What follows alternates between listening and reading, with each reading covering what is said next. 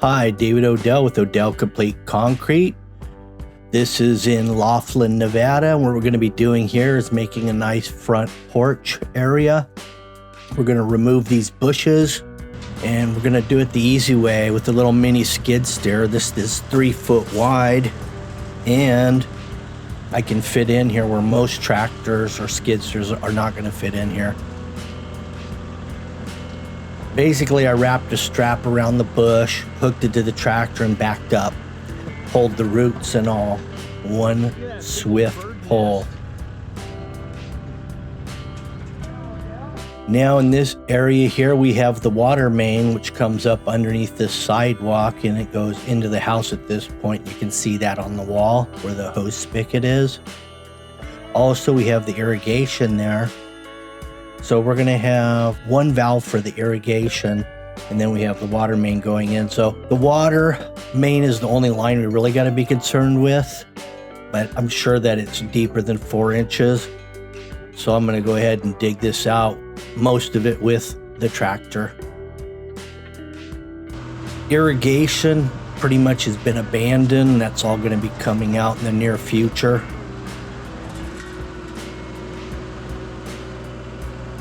There is one clean out in here also. A lot of times when you see a clean out, there'll usually be 2, and that's to go in each direction, go towards the house or towards the street. In this case, it only had 1, so most likely it's a 2-direction T at the bottom, which is nice. I like that better than having 2 clean outs. I'd rather just have 1. So if you've watched the previous video, you've seen us pour the other side of this house. And now we're going to be pouring this side. The other side was a broom finish. This side's going to be a random stone stamp. No color.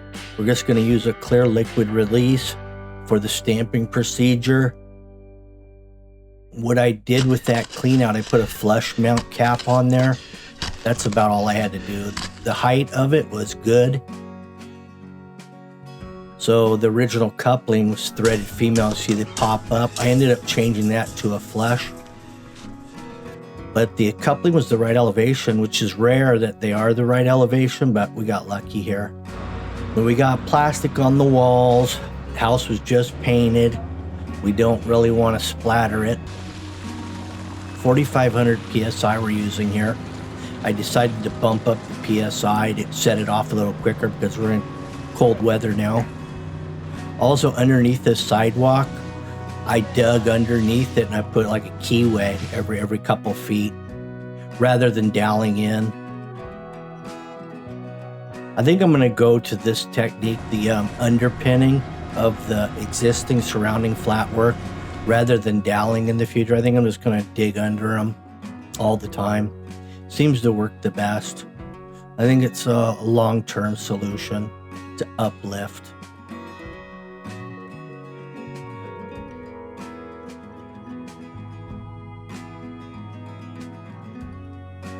Here's a brand new bull float. It's 5 foot wide. Cadillac makes this one. And seems to be really nice. I mean, Doug's really enjoying this tool. It's lightweight, easy to move. And it seems like the entire line of the Cadillac tools are really designed for pea gravel. On big rock, you know, I'm not too sure how well it's going to work, but I haven't tried it yet. You know, but I like a little weight when I'm dealing with big rock. Now their joiners are the same way, so is their Fresno, super lightweight. They're cutters. I got a 5 foot cutter here as well that you're going to see me use, super lightweight. I don't know how well that'll do with big rock. But, you know, it's nice to have a couple sets. You got your pea gravel set tools, and you got your hard rock or big rock set up, and you know, you got everything covered.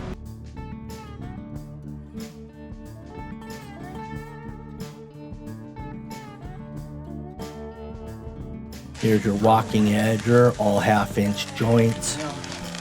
It's not even nicer for somebody. So right now we've already pulled some of the visqueen off. You see that water hose?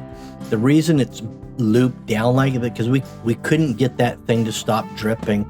Typically you can release the faucet, open the valve, and then tighten the grommet down. Usually you can get rid of most leaks, but not in this case. It needs a whole new spigot. So luckily we had that box out, you know, in that planter or around that, the plumbing. That way all the water dripped into there as we were pouring this.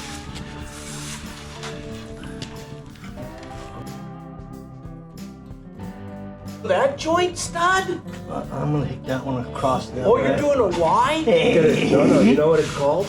It's called a crow's foot. Oh, yeah. Like that, that's a crow's Well, foot. crow's foot, baby. Woo! So this thing's really nice. This joiner, super light, like I was saying, easy to maneuver around, and you're not getting super buried. Like in a lot of pea gravel, if you got a heavy tool, it's getting buried, right? In this case, no. It's staying on top the whole way through. Can't be square, Dave. You're already. I know that it used to be hip to be square, but not on this job.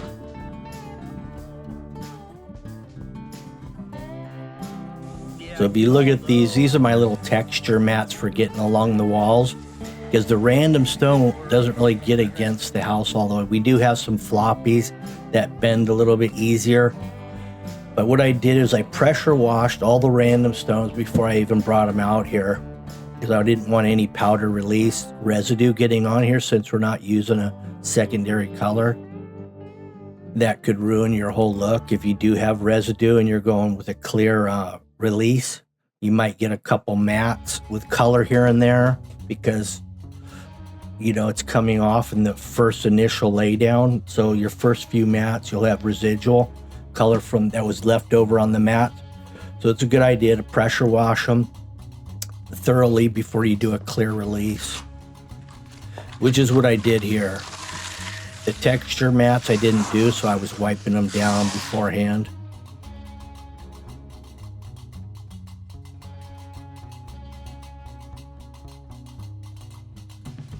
So that clean out is a crack point, and then also the corners of that box out is a crack point. So I just worked everything off of that. Brought the existing joints from the sidewalk to it, brought the corner of the planters to it. So that should prevent any real visible cracking. I mean, it's gonna crack regardless, but it'll crack within the joints. That's kind of what we hope for when we're putting these joints in, that it follows the lines that we put in there. The wire mesh doesn't prevent cracking. It prevents lifting and movement after the cracking. That's about it. Basically, this stuff is real similar to mineral spirits is what we're spraying on here.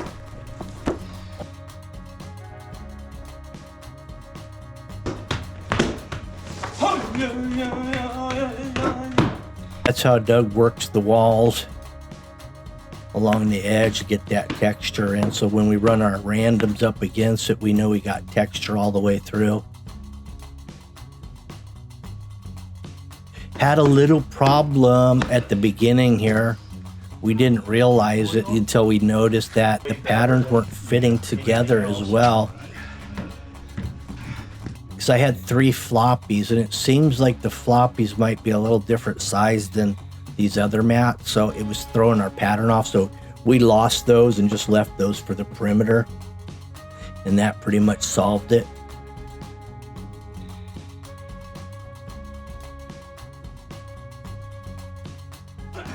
Here's Kenny with the roller texture. This joiner is ideal for this pattern because it gets you the texture in the joint and it cuts your lines in.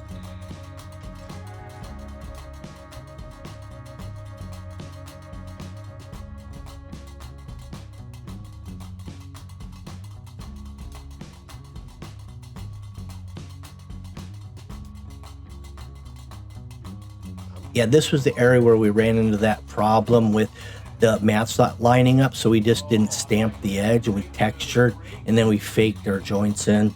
That's how you get rid of your doubles and things of that nature. Just don't stamp it. Texture and freehand.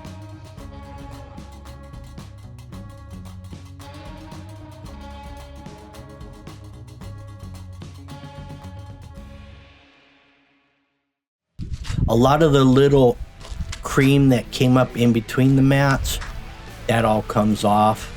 And it did come off when I went back there to clean it and strip it. I just scraped the little cream out of the cracks. It was still fresh enough. No more doubles, or no more cream in the middle, I should say. Anyway, thanks for watching. Make sure you share, subscribe, and hit that like button. That way we can share this to some more people out there.